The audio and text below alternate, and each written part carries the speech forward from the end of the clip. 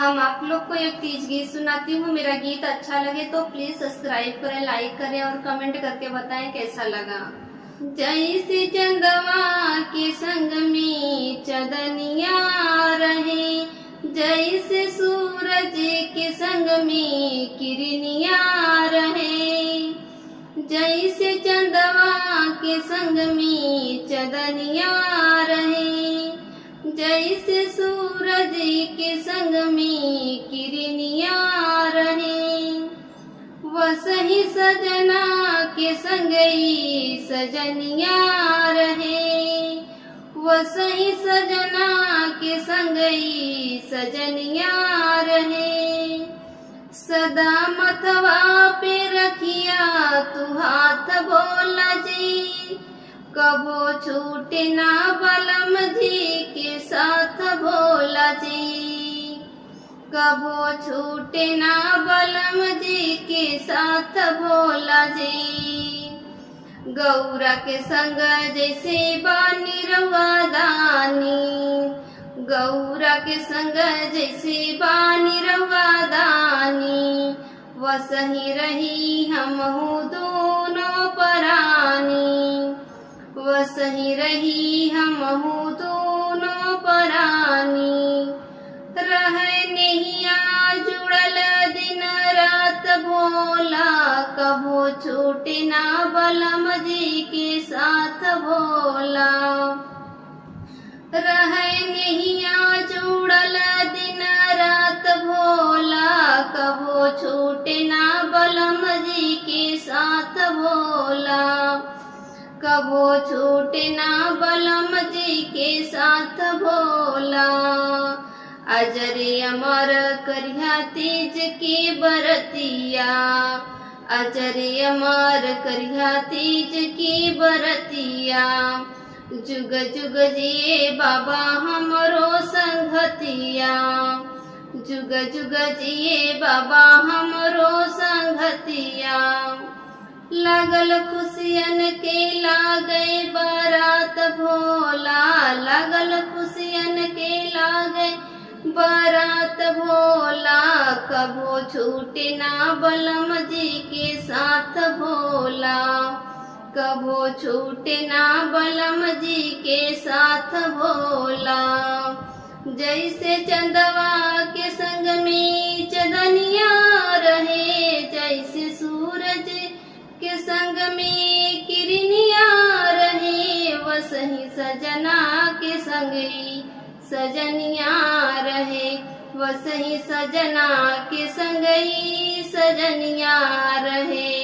मेरा तीज गीत अच्छा लगा हो तो प्लीज सब्सक्राइब करें, लाइक करें और कमेंट करके बताएं कैसा लगा। हम आप लोग को एक तीज गीत सुनाती हूँ। मेरा तीज का गीत अच्छा लगे तो प्लीज सब्सक्राइब करें, लाइक करें और कमेंट करके बताएं कैसा लगा। निर्जल उपवास कैली पानी निराहार हो, तीज का बरता हम उठावली तोहार हो। निर्जल उपवास कैली पानी निराहार हो, तीज का बरता हम उठावली तोहार हो। खुशल खुशल रखिया शिव जी से नूरा हमार हो, खुशल खुशल रखिया शिव जी से नूरा हमार हो। जय से देवेला शिव जी गौरा के प्यार हो, जय से देवेला शिव जी गौरा के प्यार हो। वसाहिया माने हमके पियावा हमार हो, वसाहिया माने हमके पियावा हमार हो। आरती देखावेली थाली में दिया बार हो, आरती देखावेली थाली में दिया बार हो।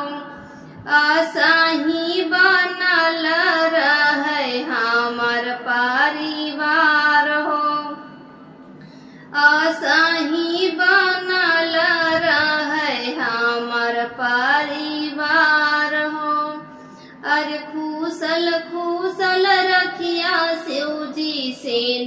नूरा हमार हो।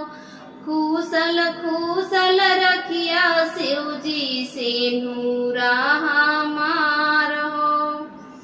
पियावा हमारा बसै हमरा धड़कन में, पियावा हमारा बसै हमरा धड़कन में।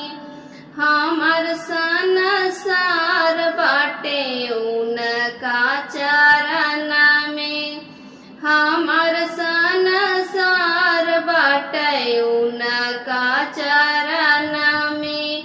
निर्जल उपवास कैली पानी निराहार हो, निर्जल उपवास कैली पानी निराहार हो।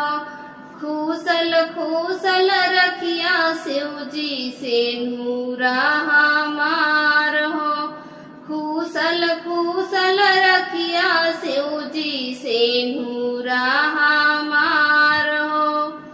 मेरा तीज गीत अच्छा लगा हो तो प्लीज सब्सक्राइब करें, लाइक करें और कमेंट करके बताएं कैसा लगा।